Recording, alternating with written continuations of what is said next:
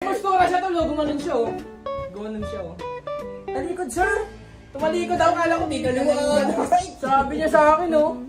Ubarin yung pants, pati sa lawal, tuwad. Guntol! Isa ulo ko, gagawin ko ba? Ang ganito siya kasi tol. So, nahihiya ako kasi sa dati matanda na yun, wala nang mali siya. Sa isip ko hindi, professional naman to eh. Pag ganyan ko pa. Bag.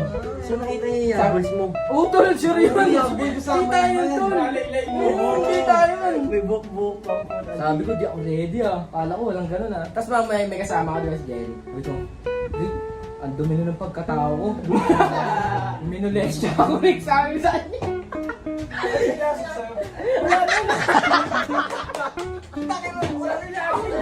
Pirasok!